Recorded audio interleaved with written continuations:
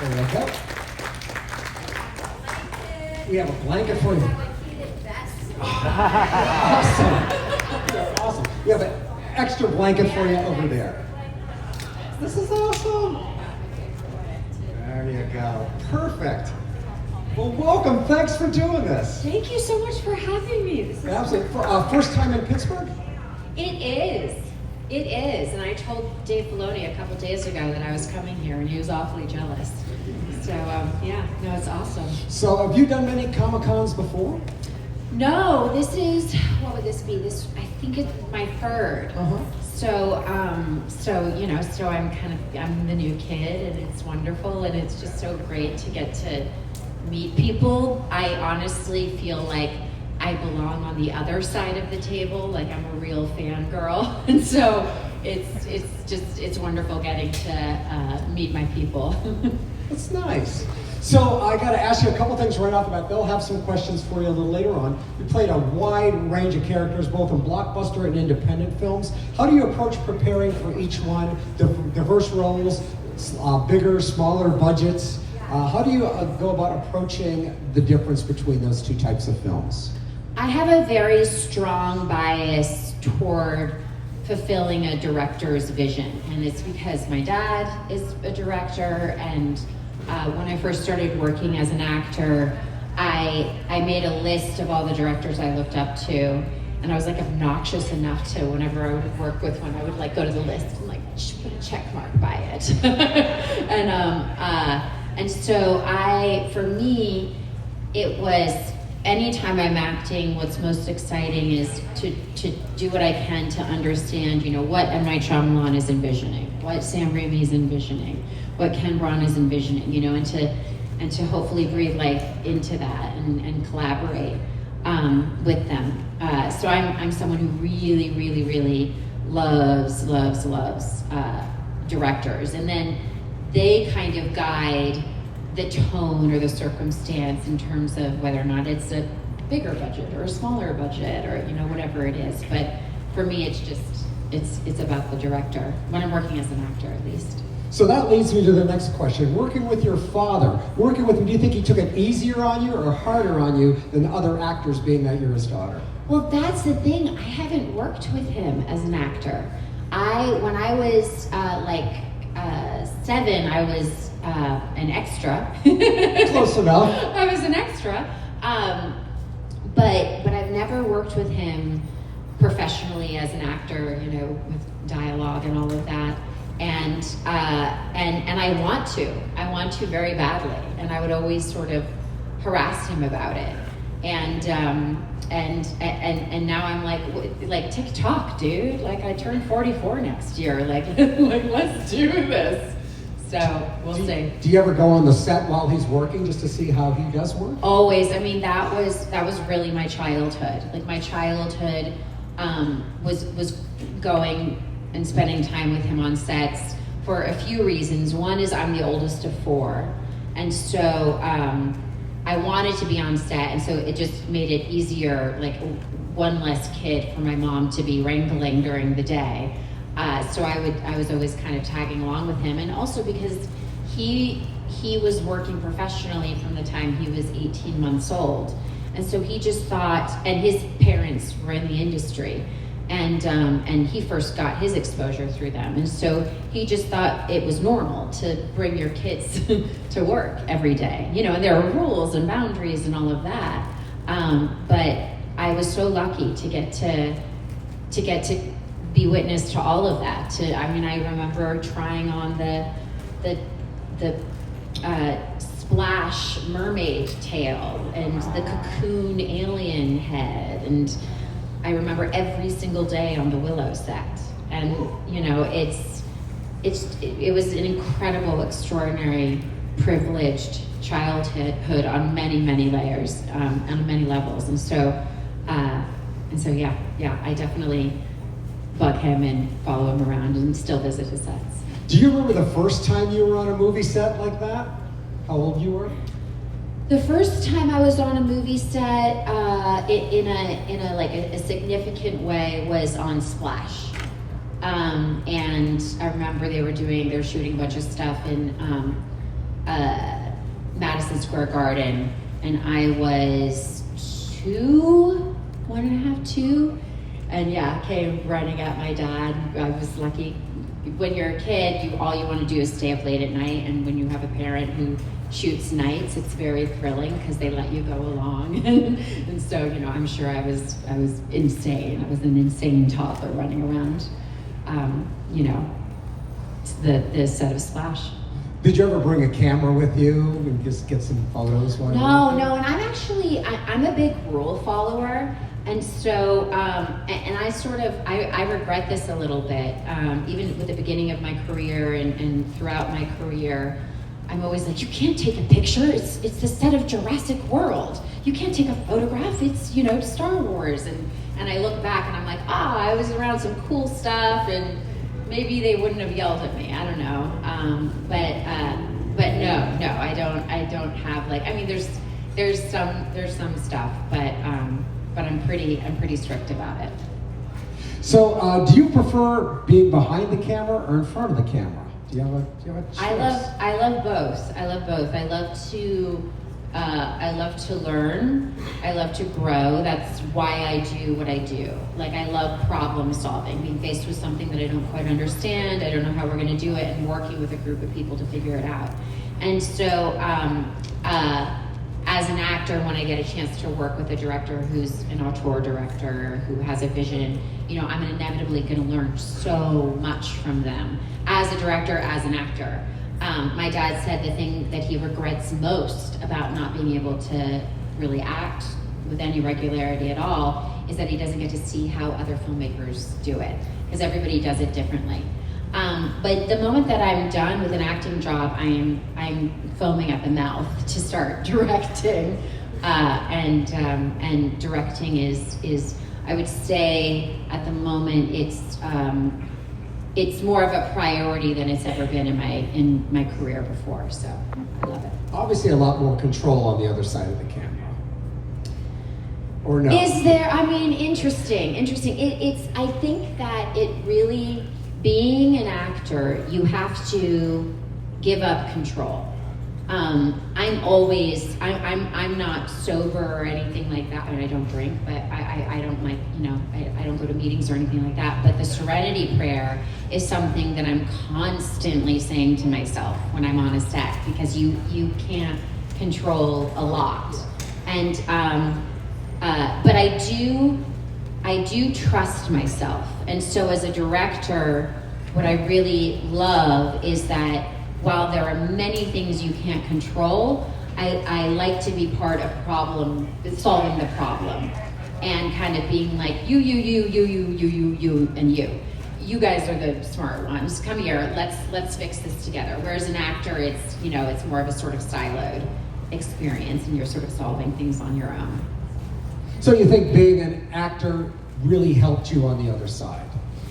Being an actor is one of the reasons why Jon Favreau hired me to start directing on Mandalorian, and he explained it very, very clearly. And I think his sort of philosophy around this really makes sense, which is that when you're an actor, you're privy to the most essential decisions that get made right before the camera starts rolling. So it's like there's all this prep, and we're all kind of having all these various thought experiments as to what we're ultimately going to be shooting. And then you get there, and the room is too small, and the actor is drunk, and someone didn't memorize their lines, and and the DP got the flu, and whatever it is.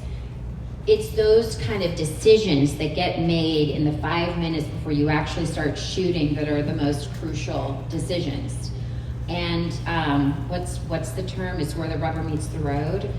And actors were there watching it, and sometimes helping. Actually, I would say often helping with the blocking, and being like, oh well, okay, it's okay that they forgot to build that whole set over there. If I kind of swing my arm and like leverage my movement in this direction, then I can block the camera, and you can follow me around and wrap around with me. Like clever actors really understand filmmaking and help with that problem solving. And so Jon Favreau, being an actor himself, he believes in that transition, kind of the experience that you get being on a set, being very valuable. So I got to ask you, I mean, obviously, thing with Jurassic World, what was it like to be part of something that resonates so strong? I mean, it's an amazing franchise. And what do you think resonates so strongly with audiences worldwide with franchises like Jurassic World? Well, I had nothing to do with Jurassic Park resonating on the level that it did. And so it's already a project that was historic in so many ways. And so all that we could do was just, hope for the best, that we're not like ruining the legacy. Like that was definitely a serious pressure. And so in a way, you're trying so hard to just not fail. Like failure feels so possible. And so when the film was well received and people were really excited about it, I mean, we were losing it. Like, myself and Chris Pratt and Colin Trevorrow, like it's just one of those moments in life that is, you're ecstatic. And it's important to hold on to those things and really appreciate those things when it happens, because it's certainly not always like that. I think the thing that I'm most excited about is that I'm a huge fan of Jurassic. Like, my wallpaper in my house is of dinosaurs. It would be that way whether or not I was in a Jurassic movie. And the fact that the franchise is continuing on. I am so excited about the next Jurassic movie with Mahershala Ali and Scarlett Johansson, and Gareth Edwards is directing it, who did Rogue One. I mean, this is going to be dope. And so, this is what we want. So I'm very, very, very excited about it. So it's kind of almost like a dual-edged sword, though. Dealing with an iconic franchise is kind of like a blessing and a curse. You don't know if you could live up to the last one, but you have that momentum behind you from the one previous. Well, it probably feels like a curse if it doesn't work, for some people. But it's not. It's a blessing. It's a blessing. It's to get a shot. That's all any of us ever want, right? We want a shot. Of course, we want to score. Sometimes we score. Sometimes we don't. But you just want to get a shot. And I just feel so lucky to have been part of those 3 movies.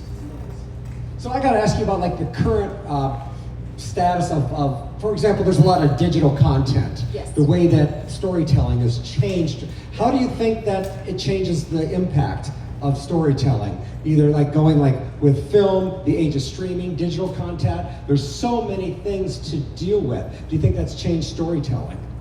Yeah, it's constantly changing storytelling, and I think that it's the whole sort of art commerce thing that is very tricky. It's amazing when there are technologies that allow for there to be more people seeing more things and more people creating more things. That is, you can't argue with that. That's wonderful, absolutely wonderful. What's happening right now is things are changing very, very quickly for all of us in all of our various industries. And it's kind of on us being the grown-ups, to, panic is not your friend, and to have a vision for what's possible in this moment, and pivot when necessary. Streaming came out, there was a lot invested in that. I'm very happy that I have access to all the things I have access to. The business model needs to be reevaluated. It has been reevaluated. A lot of things, a lot of movies that may have ended up in streaming are now probably gonna have theatrical releases. So, the pendulum swings, and I have a movie that a documentary that I did called Pets that's going to come out next year on Disney Plus, and I'm really excited. It's going to be very accessible to folks. And Can you tell us a little bit about it, or is it still? Oh, sure, yeah. I did a documentary a few years ago called Dads, and it was on Apple TV Plus, and it was a documentary celebrating dads, and I interviewed comedians and did profiles on dads around the world, and it opens with a video of my birth that my dad took. And so it's sort of in the same vein. It's just celebrating pets and their people around the world, and it's I interview kids, and it's really fun, and it's being released on streaming, and I'm really, really happy about that. And simultaneously, I'm developing Flight of the Navigator at Disney, and that may have a different distribution model. So it's right now, I think wisely, every studio is reevaluating things, and I appreciate that. So I just got to back up a little bit about pets. What kind of pet do you have, and did your pet prompt you to make this documentary? Yes. So I grew up on like a weird farm situation, my parents they love animals so much, and my mom rescues animals, and when anyone in our neighborhood would have an animal that was sort of like an issue, it would end up at our house. And so like sheep and donkeys, and we had 20 chickens all named Jennifer Alba, Jennifer Garner, Jennifer Lopez, so many Jennifers. There were adopted a zillion cats and dogs and all of that. And so right now I have five pets and 2 children. And I just, pets are, for me, they're the best. They're the best. So is it on now? Pets, is that available for people to watch? It's April 11th. April 11th, it's going to be out on Disney Plus, which will be fun. Nice, looking forward to that. Let's get back into stuff like Jurassic World. I want to ask you about like CGI. We're talking about technology.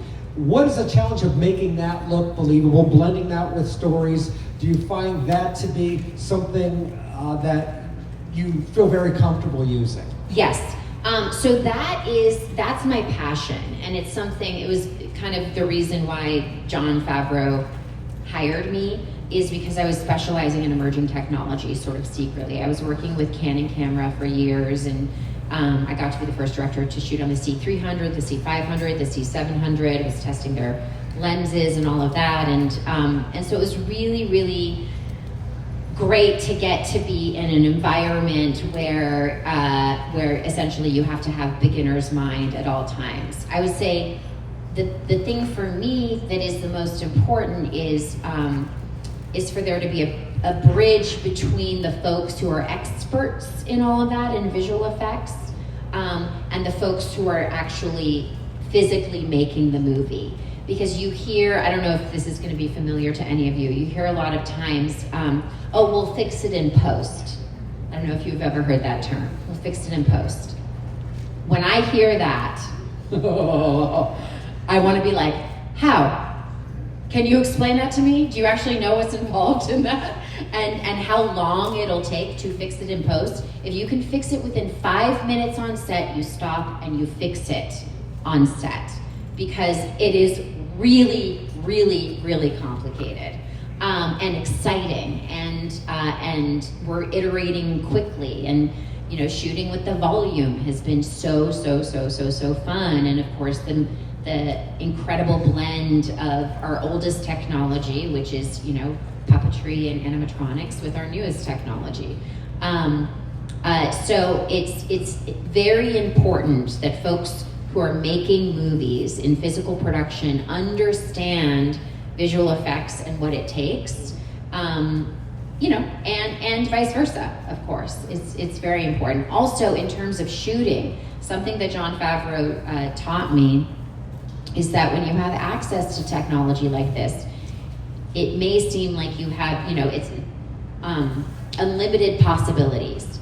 That becomes a problem for the audience, because we're actually used to seeing movies where there are limited possibilities. So a great example is when you're in the volume. The volume is like the thing that we shoot a lot of Star Wars things in. It's kind of screens in the round, pretty much.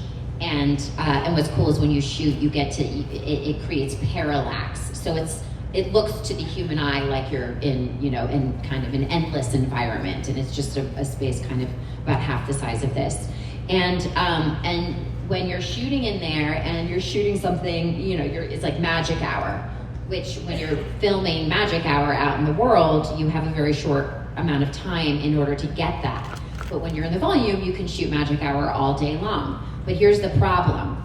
If you shoot like that, it's gonna look fake to people, because what people are used to seeing is the shot of magic hour, and then you turn around on the actor and you put up artificial light because magic hour is done. And that is what we're used to seeing in movies for the last 100 years, that the faces are lit in a way that doesn't quite match magic hour. They try their best to match magic hour? Absolutely. But technologically speaking, that wasn't possible. So now when we're shooting in the volume, you're tempted to turn around and shoot it in a way that is like, oh, now this is possible. You have to be aware that that's gonna look fake to an audience. And so you need to kind of light it a little bit more like how it would be lit if you were shooting practically. If you're shooting on a boat, you want to shoot on sticks. You don't want to have a big crane coming in and all of that, because you can't shoot like that when you're on an actual boat. And in the old days, you could only shoot a boat on a boat. So these are sort of philosophies that Jon Favreau in particular has imparted upon everyone he's mentored and worked with, and it's fascinating and it's exciting and it's a trip. All of it is a total trip. So we're going to get some questions from the audience. I have just kind of one silly question. Is there only one volume? Because they call it the volume. Is there just one of those? Or No. There's lots of volumes all over the world. It's such a weird name. Like when I first started working and they were like, the volume. I'm like, what is the volume? Like it's like conceptually, you're like, oh, it's a space? That's weird. So it's called the volume. But it's basically like, this is called a tent. So it's like, okay, so let's set up a tent and da-da-da-da-da-da-da. Let's set up a volume and da-da-da-da-da-da-da. A lot of people are investing in volume technology around the world to kind of have them set up in places, but the technology iterates so quickly, even that is sort of a challenge. Because to me, it just sounded like one big ominous thing that...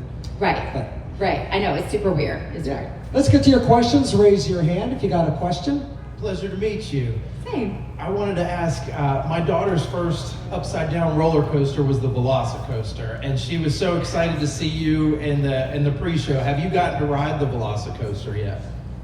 Your daughter is braver than me. I am so scared of roller coasters. I'm really scared of roller coasters.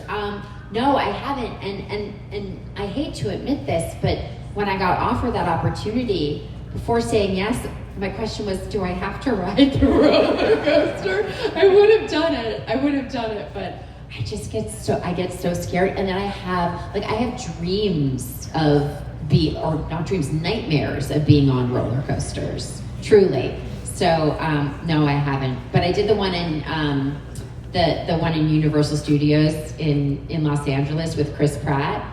And I was like, oh my God, I'm like so nervous. And Chris was like, it's one drop, it's no big deal.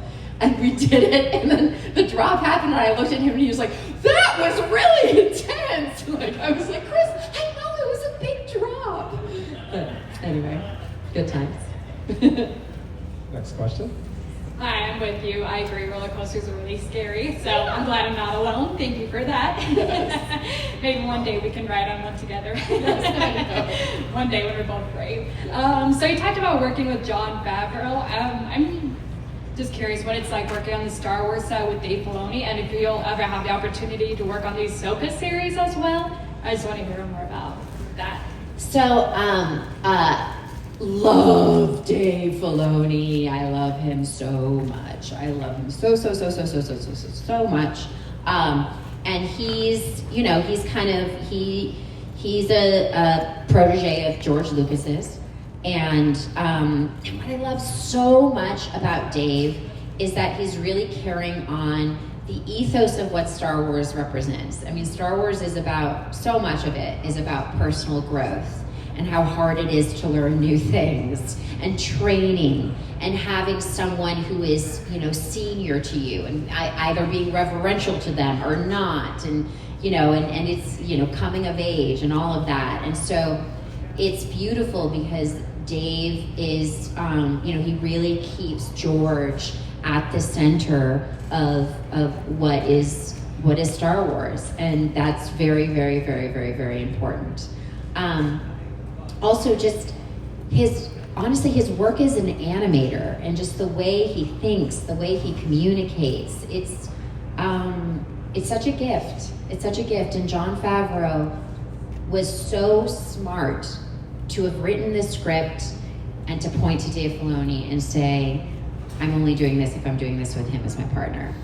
And they are partners. They're very much so partners. And I absolutely love Ahsoka. I mean, it's so wonderful, and I've gotten to visit the set and all that kind of stuff. And I'm never allowed to talk about what I'm working on in the future. But Ahsoka is such a wonderful series. Have any of you seen Skeleton Crew yet? Yeah. It's exciting. It just came out, so yeah. All right, well, hello, Bryce. So wonderful to meet you. Oh, same. So I too also have a fear of roller coasters too. So it's a good thing I'm not alone in that as well. Yes. Oh God. Yeah. I know, it's a relief. So my two-part question for you is, what have been some of your favorite roles that you've done over the years? But also, what were some of the challenges you faced on the movie sets that you were on? I would say probably really enjoyed pretty much all my characters. I think all of them. Black Mirror is maybe my favorite. Thank you. And it was directed by Joe Wright, and that was just so freeing, unbelievably freeing to get to do a part like that. And I'm really into sci-fi, and so, you know, it's just like, I was like, oh man, this is really quite good. The Village was my first movie ever, shot it in Pennsylvania, and it changed my life. You know, getting to work with M. Night Shyamalan, him believing in me. I had never done a movie before. My gosh, you know, and just so many of the experiences that I've had in my career are so positive. There are so many good people working in the entertainment industry. Really good people who really care and would absolutely do it for free. And I have to say, there's just so many women, so many men, so many individuals who I've learned so much from. Hey Bryce, it's nice to meet you. Will you wave? Yeah, there, hi. So I have a question about the Jurassic Saga. Like, you got to work with a whole bunch of different actors, starting with like the first Jurassic World. You got to work with Chris Pratt, and I forget who plays Henry, but I'm a fake fan, I guess. But of course, then in Dominion, it was pretty much, as Chris said, the Avengers Endgame of Jurassic. So out of all the actors that you got to work with, who would you say you had the most fun with? Because obviously you seemed like you had like a blast doing this, but who would you say like was probably the most fun you've had on set? Okay, I'm gonna keep thinking, but I'm like Chris. But God, I don't know. There's some ladies who've rivaled him, like DeWanda Wise and Daniela Pineda. Like, oh my God, Justice Smith. Honestly, everyone, part of all of those movies are really fun. Oh my God, Laura Dern. Laura Dern is so fun. She's so fun. She's like the most fun person. She's like party girl. Like I wish you could all just party with Laura Dern. Oh my God. But Chris is, as you all know, a comedian. And he's just excuse my language, he's fucking funny all the time. And he's also very kind and very hardworking and really, really like angst over just wanting to like just be a good person, you know what I mean? Like show up for others. And to have him as my partner for a decade, you know, my movie husband essentially, was the best. Okay, got time for one or two more Hi, questions. Bryce. Speaking of sagas, how was it like to take over as Victoria in Twilight? Twilight, I was a huge fan of Twilight. One of my best friends, who then later became my brother-in-law, because I set him up with my sister, made some post-it notes for me after I saw the first movie with Robert Pattinson's face and the text, "Live dangerously," because I couldn't stop talking about Twilight. I just couldn't. And so I was a massive fan. The circumstances under which I became involved in the movie was honestly it was really unfortunate, because the actor who played Victoria prior to me was spectacular, absolutely spectacular, Rochelle Lefebvre, and circumstances prevented her from being able to do the movie. And so, you know, I felt weird about that, but the entire cast was really wonderful, and Rochelle was actually really wonderful to me and reached out and was very supportive. And so, you know, I wanted to honor what had come before, and obviously my love of the books and my love of the movies, and it was, you know, it was a really positive experience. And we have time for one last question. Then you're going to be headed to your table to sign Yeah. for photo ops. So please take your opportunity to do that. One last question. Hi Bryce, it's nice to meet you. Good to meet you. So along those lines, with taking over Twilight, that was not a positive, well, it was a bad guy. You also played a bad guy when you played Hilly in The Help, which I love to hate. What is your favorite thing to do, a bad guy or a good guy? Well, bad guys are very delicious. Bad guys are very fun to play. I struggle now with playing bad guys who are close to how people actually think. So I'm not interested in playing a Hilly Holbrook character in the future. But in terms of a fantasy villain, or, you know, just an outrageous villain, or a villain we can love to hate, but truly love to hate, I mean, that's so fun. That's really fun. Well, thank you so much for taking some time and enjoying our audience here. Give it up for Bryce Dallas Howell. She'll be headed back to her table. For photo op tomorrow. Thank you so much. Thank you. Here's my layers of... Keep it going. She's still in the room.